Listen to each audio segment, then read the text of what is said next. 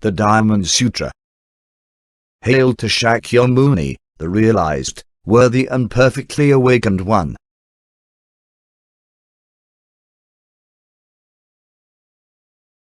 Thus have I heard. At one time the Lord was sojourning at Shravasti, in Jeta's grove, at the monastery of Anathapindada, together with a large community of monks, 1,250 in all. Then the Lord got dressed in the morning, took his bowl and robe, and entered the great city of Shravasti for alms. Then, after walking around the great city of Shravasti for alms, the Lord returned in the afternoon after eating the alms food, washed his feet, and sat down on the seat set out for him with legs crossed, body held erect and attention directed in front of him. Then a great many monks approached the Lord, and after approaching him they prostrated themselves at the Lord's feet, circumambulated the Lord 3 times, and sat down to one side.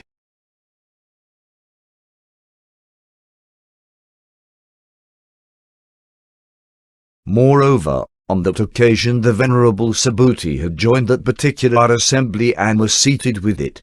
Then the Venerable Subhūti rose from his seat, arranged his cloak over one shoulder, went down on his right knee, saluted the Lord with his hands placed together, and said this to the Lord: "It is a marvelous thing, Lord, just how much bodhisattvas and mahasattvas have been favored with the highest of favors by the realized, worthy and perfectly awakened one, just how much bodhisattvas have been entrusted with the greatest of trusts by the realized one. How, Lord, should one who has set out on the bodhisattva path take his stand? How should he proceed? How should he control the mind?" At these words the Lord said this to the Venerable Subhūti: "Well done, Subhūti, well done." "Quite so, Subhūti. Bodhisattvas have been favored with the highest of favors by the realized one. Bodhisattvas have been entrusted with the greatest of trusts by the realized one. Therefore listen, Subhūti, and pay attention closely and carefully. I will tell how one who has set out on the bodhisattva path should take his stand, how he should proceed, how he should control the mind." "Yes, Lord," replied the Venerable Subhūti, signifying his assent to the Lord. The Lord said this to them: "In this regard, Subhūti, those who have set out on the bodhisattva path should have the following thought.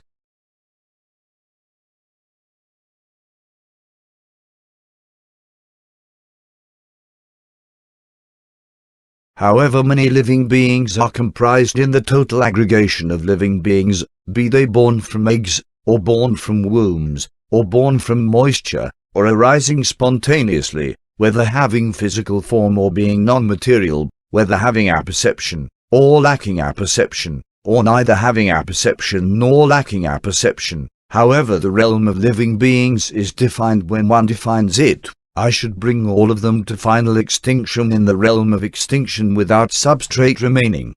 But after I have brought immeasurable living beings to final extinction in this way, no living being whatsoever has been brought to extinction. What is the reason for that? If, Subhūti, the idea of a living being occurs to a bodhisattva, he should not be called a bodhisattva. Why is that? Subhūti, anybody to whom the idea of a living being occurs, or the idea of a soul or the idea of a person occurs, should not be called a bodhisattva.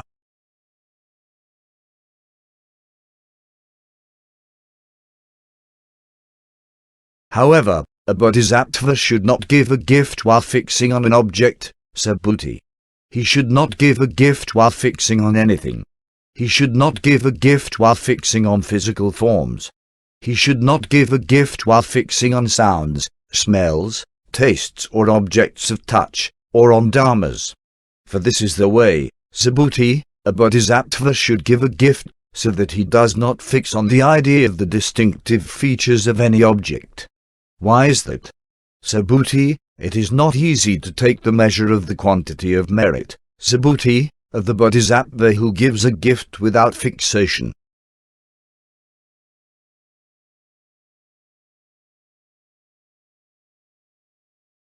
What do you think, Subhūti? Is it easy to take the measure of space in the East? Subhūti said, Indeed not, Lord. Similarly, is it easy to take the measure of space in the south, west, north, nadir, zenith, all the intermediate directions and any direction besides them, in the 10 directions? Subhūti said, Indeed not, Lord. The Lord said, Quite so, Subhūti. Quite so, Subhūti. It is not easy to take the measure of the quantity of merit of the bodhisattva who gives a gift without fixation. However, this is the way a bodhisattva should give a gift, Subhūti, as an instance of the meritorious activity which consists in giving. What do you think, Subhūti? Can a thusly gone one be seen by virtue of the possession of distinctive features? Subhūti said, A thusly gone one cannot be seen by virtue of the possession of distinctive features. Why is that? The very thing which the thusly gone one has preached as the possession of distinctive features lacks any possession of distinctive features. At these words the Lord said this to the Venerable Subhūti, Subhūti, as long as there is any distinctive feature there is falsehood, and as long as there is no distinctive feature there is no falsehood. Accordingly it is by virtue of the featurelessness of his distinctive features that a realized one can be seen.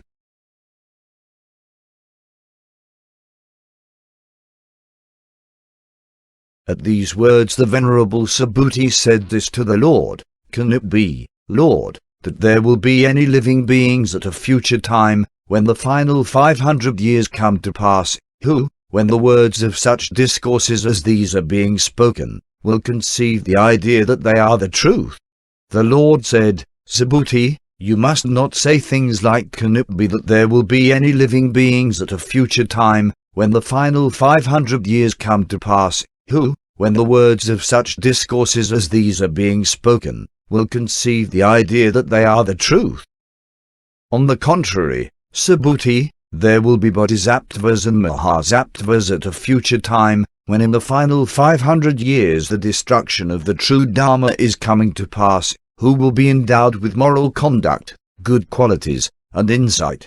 Moreover, it is not the case, Subhūti, that the bodhisattvas will have served a single Buddha, or that they will have planted the roots of goodness under a single Buddha.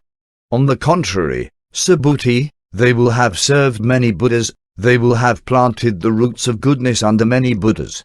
As for those who, when the words of such discourses as these are being spoken, will experience the serenity of faith, even if it is for no more than a single thought, the realized one knows them, Subhūti, the realized one sees them, Subhūti. They will all generate and come to be endowed with an immeasurable quantity of merit. Why is that? Because, Subhūti, the idea of a self will not occur to those bodhisattvas, nor will the idea of a living being, or the idea of a soul, or the idea of a person occur to them. Not even the idea of a Dharma will occur to those bodhisattvas, Subhūti, nor the idea of a non-Dharma. Not even an idea or a non-idea will occur to them. Why is that? If, Subhūti, the idea of a Dharma should occur to those bodhisattvas, for them that would constitute seizing upon a self, it would constitute seizing upon a living being, seizing upon a soul, seizing upon a person. If the idea of a non-Dharma should occur, for them that would constitute seizing upon a self, seizing upon a living being, seizing upon a soul, seizing upon a person. Why is that? One should moreover not take up any Dharma, Subhūti, or any non-Dharma. It was therefore with this in mind that the realized one said that those who understand the round of teachings of the simile of the raft should let go of the Dharmas themselves, to say nothing of the non-Dharmas.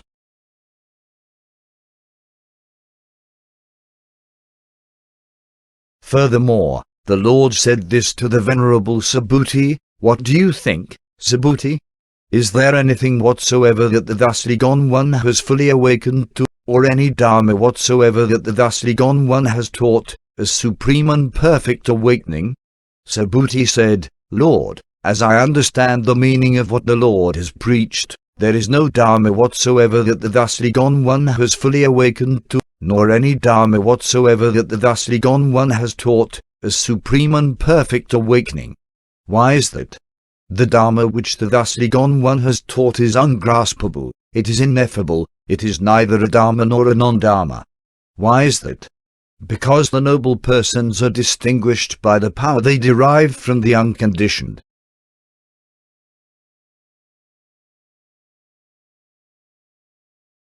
What do you think, Subhūti? If someone were to fill this threefold world system with the 7 treasures and give it as a gift, then what do you think, Subhūti, would that gentleman or lady generate a lot of merit on that basis?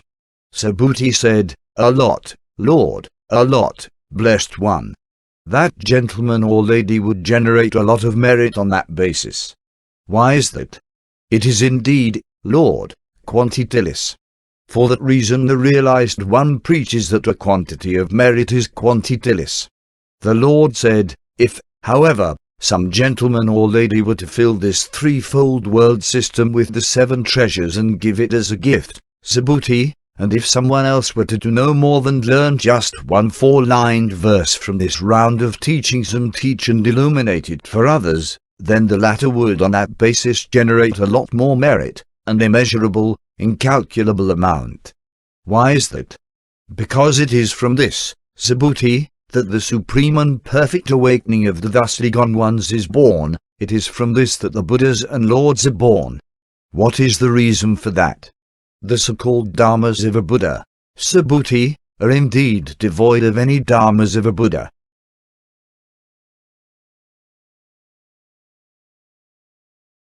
What do you think, Subhūti? Does it occur to a stream enterer that he has obtained the fruit of stream entry? Subhūti said, "No indeed, Lord." Why is that? Because, Lord, he has not entered anything. That is why he is called a stream enterer. He has not entered form, nor has he entered sounds, smells, tastes, objects of touch, or dharmas. That is why he is called a stream enterer. If, O Lord, it would occur to the stream enterer, be me has the fruit of a stream enterer been attained, then that would be in him a seizing of self, seizing of a being, seizing of a soul, seizing of a person. The Lord said, what do you think, Subhūti? Would it occur to a once returner that he has obtained the fruit of a once returner? Subhūti said, no indeed, Lord. It does not occur to a once returner that he has obtained the fruit of a once returner. What is the reason for that? Because there is no dharma whatsoever which enters the state of being a once returner. That is why one is called a once returner. The Lord said, what do you think, Subhūti? Does it occur to a non-returner that he has obtained the fruit of a non-returner? Subhūti said, no indeed, Lord. It does not occur to a non-returner that he has obtained the fruit of a non-returner. Why is that? There is no dharma whatsoever which observes that it is a non-returner. That is why one is called a non-returner. The Lord said, what do you think, Subhūti? Does it occur to an arhat that he has obtained the state of an arhat? Subhūti said, no indeed, Lord. Why is that? Because there is no dharma whatsoever, Lord, which is called that an arhat. If, Lord, it should occur to an arhat that he has obtained the state of an arhat, then for him that would indeed constitute seizing upon a self, it would constitute seizing upon a living being, seizing upon a soul, seizing upon a person. I am the one, Lord, who was designated by the realized, worthy and perfectly awakened one as the foremost of those who live in peace, and I am, Lord, an arhat free of passion, but it does not occur to me, Lord, that I am an arhat. If it were to occur to me, Lord, that I have attained the state of an arhat, the realized one would not have declared of me as the foremost of those who live in peace. The gentleman Subhūti does not live anywhere. That is why he is the so-called one who lives in peace.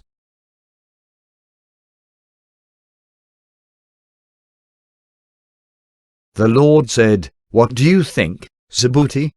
Did the realized one learn any dharma at all from the realized, worthy and perfectly awakened one Dīpankara? Subhūti said, no indeed, Lord. There is no dharma at all which the realized one learned from the realized, worthy and perfectly awakened one Dīpankara. The Lord said, any Bodhisattva, Subhūti, who says I will make the dispositions of a field perfect, would be telling a lie. Why is that? Because these so-called dispositions of a field, Subhūti, have been preached by the thusly gone one as dispositionless.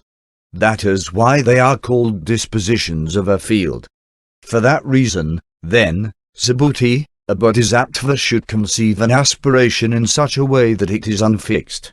He should not conceive an aspiration which is fixed in form. He should not conceive an aspiration which is fixed in sounds, smells, tastes, objects of touch, or dharmas. He should not conceive an aspiration which is fixed in anything at all. Subhūti, it is as if, say, there were a man, whose personal presence was such that it was like, say, Samaru, the king of all mountains. What do you think, Subhūti? Would his personal presence be substantial? Subhūti said, his personal presence would be substantial, Lord, it would be substantial, blessed one. Why is that, Lord? The thusly gone one has described it as an absence. That is why it is called a personal presence. For it is not a presence. That is why it is called a personal presence.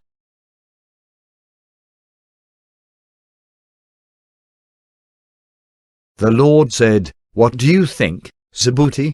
If there were just as many Ganges rivers as there are grains of sand in the Ganges river, would the grains of sand in them be numerous? Subhūti said, that many Ganges rivers alone would be numerous, Lord, to say nothing of the grains of sand in them.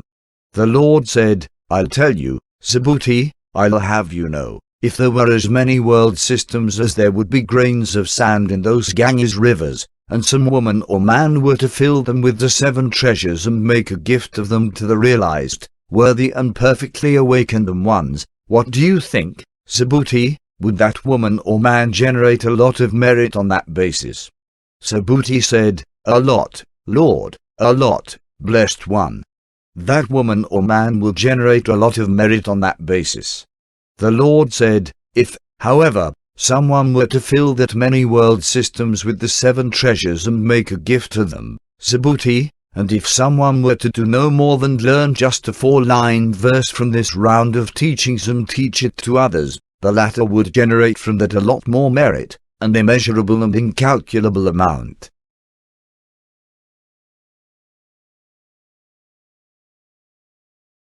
However, Subhūti, that spot of earth where one might do no more than recite or teach just a 4-lined verse from this round of teachings would become a veritable shrine for the whole world with its devas, humans and asuras, so it goes without saying, Subhūti, that those who will memorize this round of teachings will come to be endowed with the most marvelous thing, and on that piece of ground the teacher himself dwells, or one or another of his venerable lieutenants.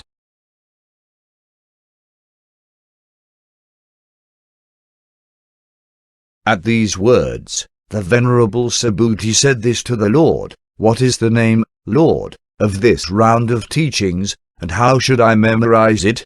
At these words, the Lord said this to the Venerable Subhūti, this round of teachings, Subhūti, is called the perfection of wisdom, and this is how you should memorize it. Why is that? The very perfection of wisdom, Subhūti, which the thusly gone one has preached, is itself perfectionless. What do you think, Subhūti? Is there any Dharma at all which the thusly gone one has preached? Subhūti said, no indeed, Lord. There is no Dharma at all, Lord, which the thusly gone one has preached. Would all the dust of the earth, Subhūti, that there is in the triple world system be a lot? Subhūti said, Lord, the dust of that much earth would be a lot. Any dust of the earth preached by the realized one, Lord, has been preached by the thusly gone one as dustless. Thus it is called the dust of the earth. Any world system there is has been preached by the thusly gone one as systemless. Thus it is called a world system. The Lord said, what do you think, Subhūti? Can a realized, worthy, and perfectly awakened one be seen by virtue of the 32 marks of a great man? Subhūti said, no indeed, Lord. Why is that? Whatever 32 marks of a great man have been preached by the realized one, Lord, have been preached by the thusly gone one as featureless. Therefore they are called the 32 marks of a great man. The Lord said, if, however, some woman or man were to sacrifice as many of their own bodies as there are grains of sand in the Ganges river, Subhūti, and if someone were to learn just a 4-lined verse from this round of teachings and teach it to others, the latter would on that basis generate a lot more merit, an immeasurable and incalculable amount.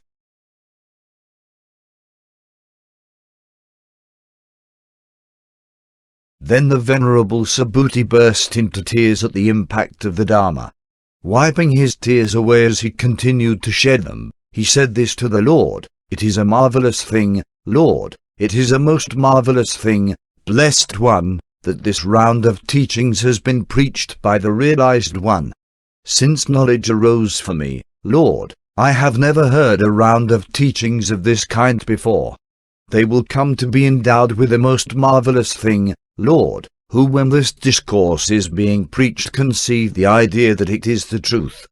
But any such idea of truth, Lord, is indeed idealist. Therefore the thusly gone one preaches the so-called idea of truth. For me it is no great marvel, Lord, that I believe and have faith in the round of teachings when it is being preached. Those living beings, Lord, who will learn, master, and memorize this round of teachings will come to be endowed with the most marvelous thing.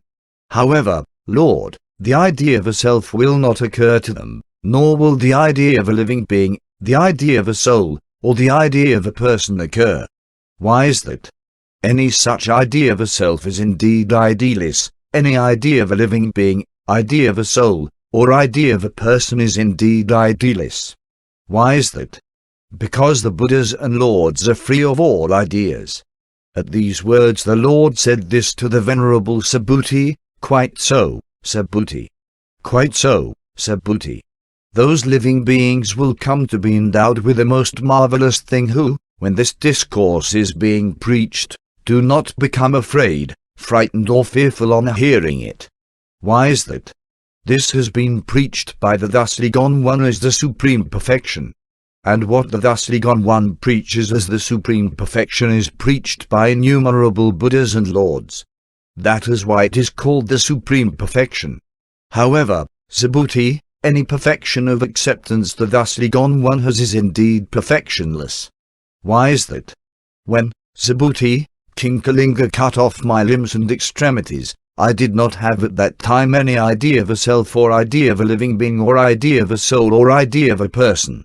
I had no idea whatsoever, nor any non-idea. Why is that? If, Subhūti, I had had the idea of a self at that time, I would also have had the idea of ill will at that time. If I had had a perception of a being, a perception of a soul, a perception of a person, then I would also have had a perception of ill will at that time. I remember, Subhūti, 500 rebirths in the past when I was the sage Kshantivadin, and then too I had no idea of a self, no idea of a living being, no idea of a soul, and no idea of a person. For that reason, then, Subhūti, a bodhisattva and mahasattva should conceive the aspiration for supreme and perfect awakening after eliminating all ideas. He should not conceive an aspiration which is fixed on forms. He should not conceive an aspiration which is fixed on sounds, smells, tastes, or objects of touch. He should not conceive an aspiration which is fixed on dharmas. He should not conceive an aspiration which is fixed on non-dharmas. He should not conceive an aspiration which is fixed on anything. What is the reason for that? Whatever is fixed is indeed unfixed. For that very reason the thusly gone one preaches that a gift should be given by one without fixing on form. However, Subhūti, this is the way in which a bodhisattva should engage in the giving away of gifts for the benefit of all living beings, but any idea of a living being is indeed idealist. All living beings of whom the thusly gone one has preached are indeed beingless. The thusly gone one, Subhūti, speaks truly. The thusly gone one tells the truth. He tells things as they are. The thusly gone one does not tell lies. However, Subhūti, in that Dharma which the thusly gone one has awakened to and taught there is no truth and no falsehood. Subhūti, one should regard a bodhisattva who has sunk to the level of objects and who gives away a gift which is sunk to the level of objects as being like, say, a man who has been plunged into darkness. Subhūti, one should regard a bodhisattva who gives a gift which is not sunk to the level of objects as being like, say, a man endowed with sight, who would see shapes of various kinds when dawn breaks and the sun comes up. However, Subhūti, those gentlemen or ladies who will learn, memorize, recite, and master this round of teachings, the thusly gone one knows them. Subhūti, the thusly gone one sees them. Subhūti, the thusly gone one comprehends them. All those living beings will generate an immeasurable quantity of merit.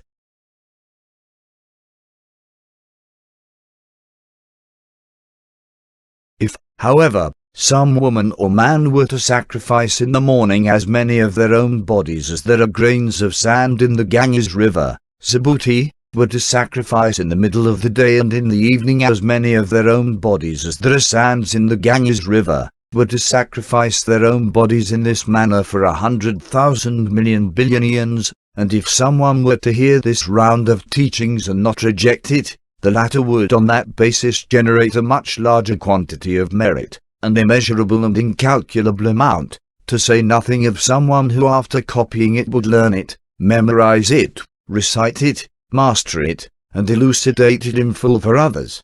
However, Subhūti, this round of teachings is inconceivable and incomparable.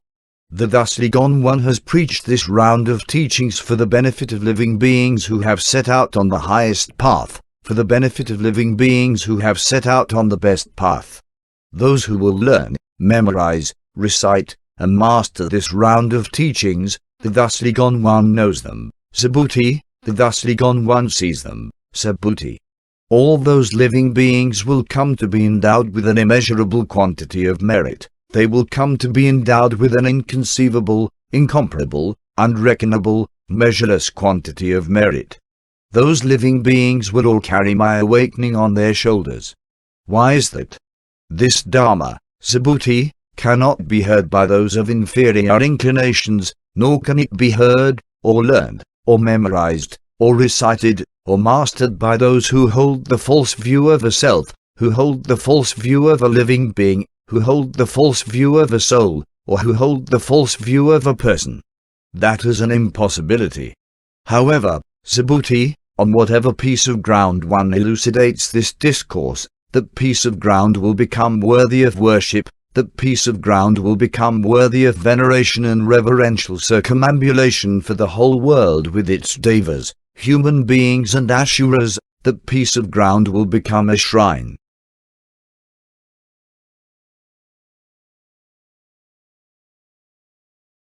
Those gentlemen and ladies, Subhūti, who will learn, memorize and master such discourses as these will be despised, they will be roundly despised. Whatever acts leading to perdition those living beings have done in former rebirths, through being despised they will in this life exhaust the demeritorious acts of their former rebirths, and they will attain the awakening of a Buddha. I remember, Subhūti, that in the past, an incalculable eon ago and more incalculable still, back before the realized, worthy and perfectly awakened one Dipankara and back further still, the word 8400,000 million billion Buddhas with whom I found favor and with whom, after finding favor, I did not lose favor. However, Subhūti, that previous quantity of merit from when I found favor with the Buddhas and Lords, and after finding favor with them, I did not lose favor, does not approach even 100th part, even 1,000th part, even 100,000th part, even 100,000 millionth part. It does not even permit of any calculation, or reckoning in fractions, or computation, or comparison, or analogy, Subhūti, in relation to the quantity of merit from when, in the last time, as the final 500 years come to pass, they will learn, memorize, recite and master this discourse. If, Subhūti, one were to describe the quantity of merit of those gentlemen and ladies, of as many of those gentlemen or ladies as acquire a quantity of merit at the time, those living beings would go mad or become mentally disturbed. However, Subhūti, this round of teachings is inconceivable, and the effect it has is truly inconceivable.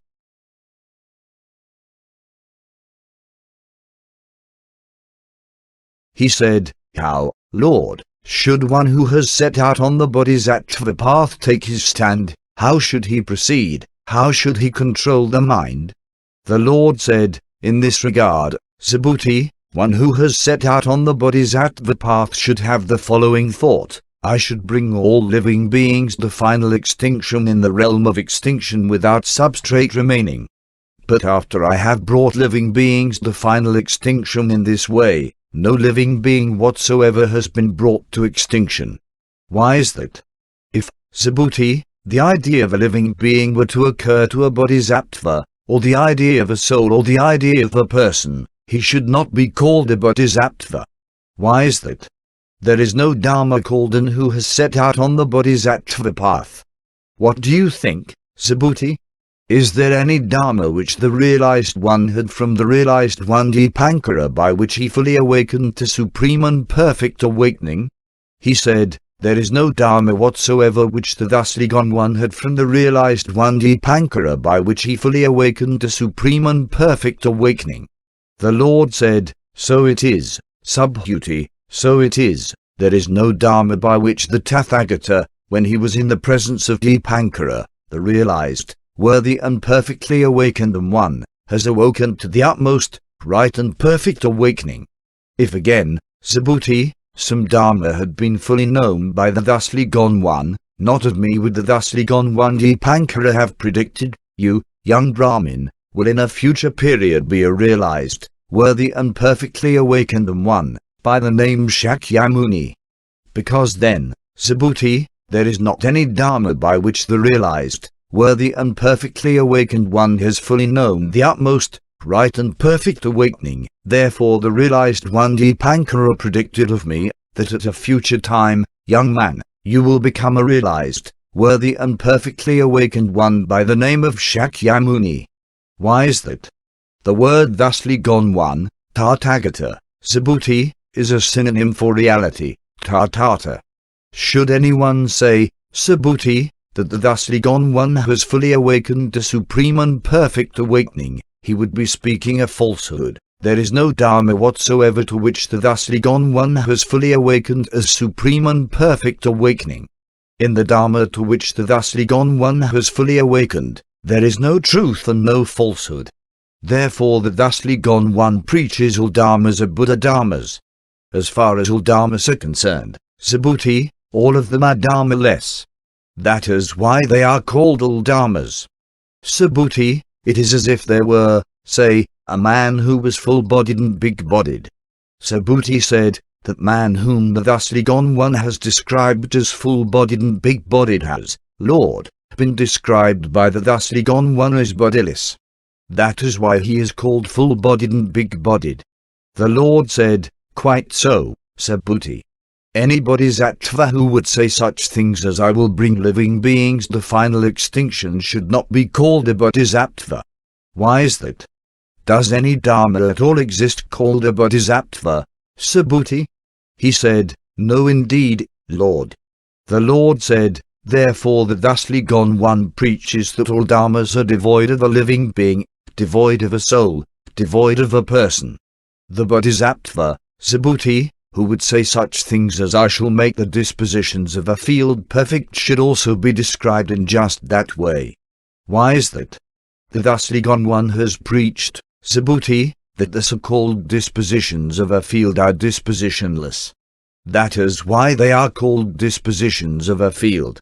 The bodhisattva who has faith, Subhūti, in the oft-repeated saying Dharmas are selflesser has been declared by the realized, worthy and perfectly awakened one to be a bodhisattva indeed.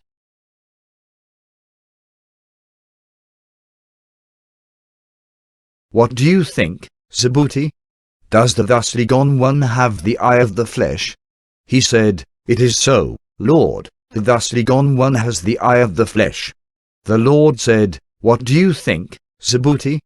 Does the thusly gone one have the eye of the gods, the eye of insight, the eye of Dharma, the eye of the awakened? He said, It is so, Lord. The thusly gone one has the eye of the gods, the eye of insight, the eye of Dharma, the eye of the awakened. The Lord said, "What do you think, Subhūti? If there were as many Ganges rivers as there are grains of sand in the Ganges river, and if there were just as many world systems as there would be grains of sand in them, would those world systems be numerous?" He said, "Quite so, Lord, those world systems would be numerous." The Lord said, "Subhūti, as many living beings as there might be in those world systems, I would know their manifold streams of thought." Why is that? Those so-called streams of thought, Subhūti, have been preached by the realized one as streamless. That is why they are called streams of thought. Why is that? Subhūti, one cannot apprehend a past thought, one cannot apprehend a future thought, one cannot apprehend a present thought.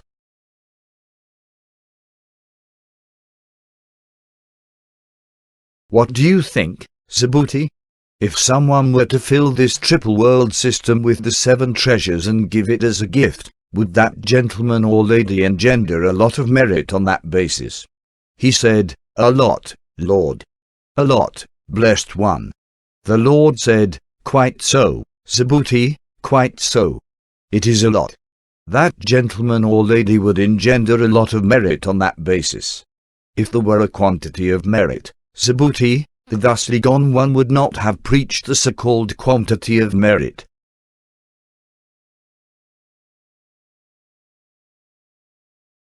What do you think, Subhūti? Can a thusly gone one be seen by virtue of the perfection of his physical body? He said, "No, Lord, a thusly gone one cannot be seen by virtue of the perfection of his physical body." Why is that? The so-called perfection of the physical body has been preached by the thusly gone one as perfectionless.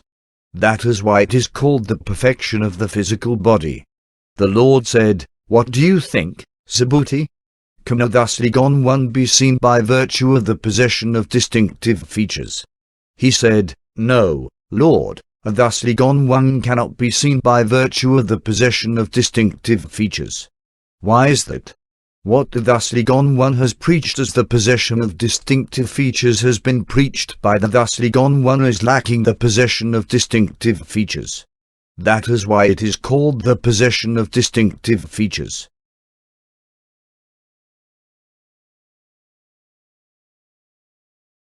The Lord said, "What do you think, Subhūti? Does it occur to the thusly gone one that he has taught the Dharma?" Subhūti, anybody who would say such things as the thusly gone one has taught the Dharma would misrepresent me, Subhūti, on account of wrong learning. Why is that? As for the so-called teaching of the Dharma, Subhūti, there exists no Dharma whatsoever which can be apprehended called the teaching of the Dharma. He said, "Can it be, Lord, that there will be any living beings at a future time who will hear such dharmas as these being preached and have faith in them?"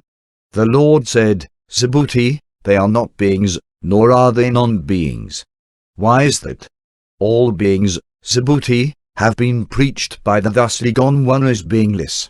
That is why they are called all beings. What do you think, Subhūti? Does any Dharma at all exist to which the thusly gone one became fully awakened as supreme and perfect awakening? He said, "No Dharma whatsoever exists to which the thusly gone one became fully awakened as supreme and perfect awakening." The Lord said, "Quite so, Subhūti, quite so. Not even a fine or small, a new, Dharma is to be found or apprehended in it. That is why it is called superfine or supreme, anuttara, and perfect awakening."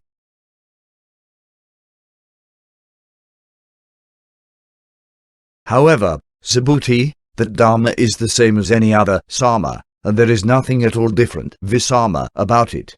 That is why it is called supreme and perfect samyak awakening.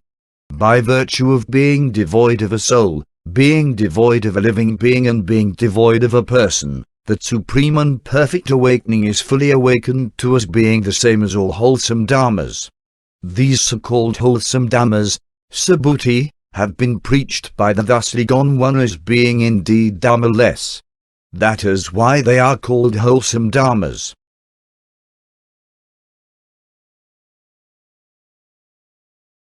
If, however, someone were to amass piles of the 7 treasures as high as all the Sumerus, kings of all mountains, in the triple world system and give them as a gift, Subhūti, and if someone else were to do no more than learn just a 4-lined verse from this perfection of wisdom and teach it to others, then the former quantity of merit, Subhūti, does not approach even 100th part of the latter quantity of merit, and so on, nor does it even permit of any analogy.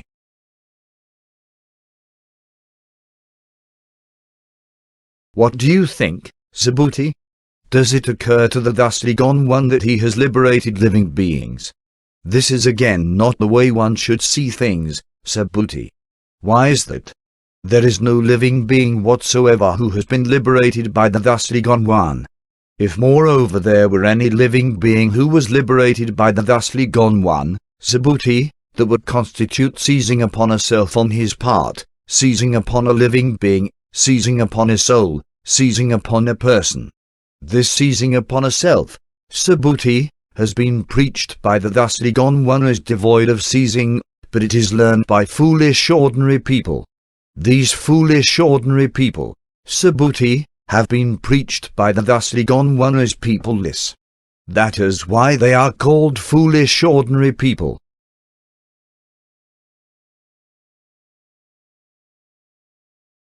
What do you think, Subhūti?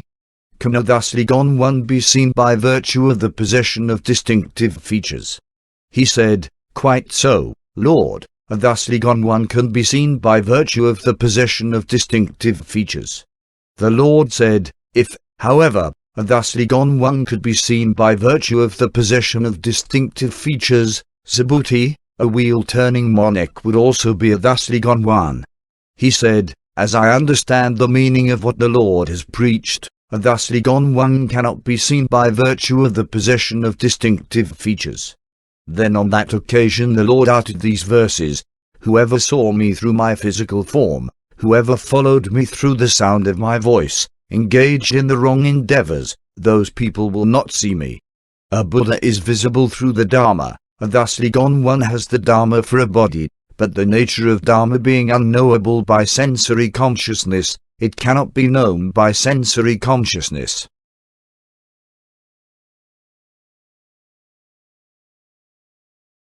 What do you think, Subhūti?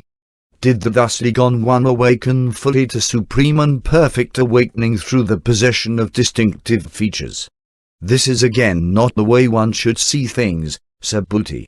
The thusly gone one did not awaken fully to supreme and perfect awakening through the possession of distinctive features.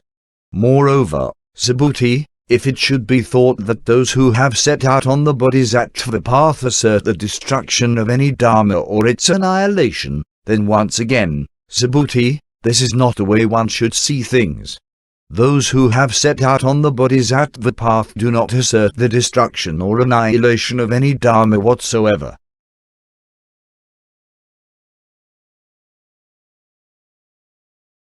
If, however, some gentleman or lady were to fill as many world systems as there are grains of sand in the Ganges river with the 7 treasures and give them as a gift to the realized, worthy and perfectly awakened ones, Subhūti, and if some Bodhisattva were to attain acceptance with regard to the fact that dharmas are devoid of self, and devoid of arising, the latter would generate from that a lot more merit. However, Subhūti, the quantity of merit should not be acquired by the Bodhisattva. He said, Lord, should the quantity of merit be acquired? The Lord said, it should be acquired, Subhūti, but should not be taken up.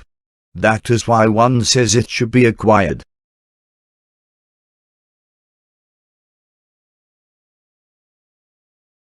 However, Subhūti, if someone were to say that the thusly gone one goes or comes or stands or sits or lies down, he does not understand the meaning of what I have preached. Why is that? He who is called the thusly gone one, Tathāgata, Subhūti, has not come agata from anywhere, nor has he gone gata anywhere. That is why he is called the realized, worthy and perfectly awakened one.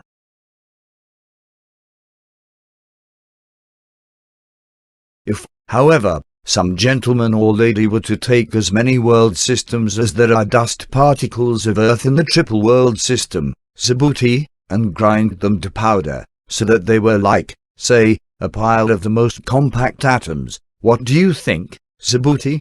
Would that pile of the most compact atoms be considerable? He said, quite so, Lord, that pile of the most compact atoms would be considerable. Why is that?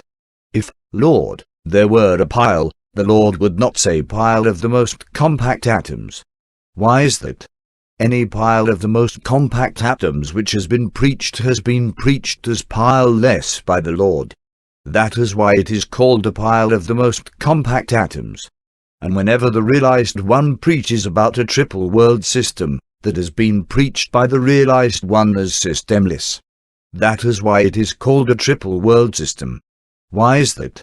If, Lord, the word a system, that, Lord, would indeed constitute seizing upon a solid mass, yet what the realized one has preached of as seizing upon a solid mass, that has been preached by the realized one as devoid of any seizing. That is why it is called seizing upon a solid mass.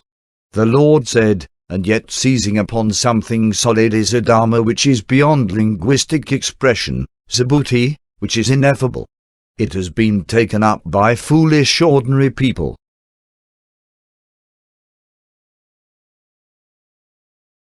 Why is that? If someone were to say, Subhūti, that the thusly gone one preached the view of a self, the view of a living being, the view of a soul, the view of a person, would he be saying the right thing by saying that, Subhūti? He said, no, Lord. Why is that?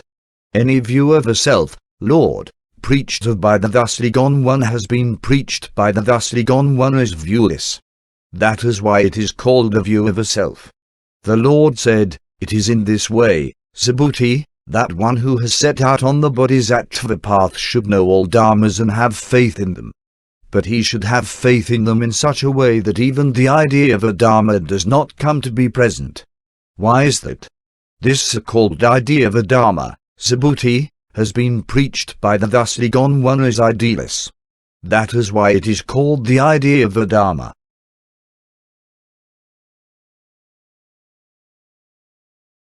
If, however, any bodhisattva and Mahāyāna were to fill immeasurable and incalculable world systems with the 7 treasures and make a gift to them, Subhūti, and if some gentleman or lady were to do no more than learn just a 4-lined verse from this perfection of wisdom and memorize it, teach it, and master it, and elucidate it in full for others, the latter would generate from that a lot more merit, an immeasurable and incalculable amount. And how should he elucidate it? So as not to throw light on it. That is why one says, he should elucidate it. A shooting star, a clouding of the sight, a lamp, an illusion, a drop of dew, a bubble, a dream, a lightning's flash, a thundercloud, this is the way one should see the conditioned. This is what the Lord said. Delighted, the elder Subhūti, those monks, nuns, male lay followers, female lay followers, and the whole world with its devas, humans, asharas and gandharvas rejoiced at what the Lord had preached.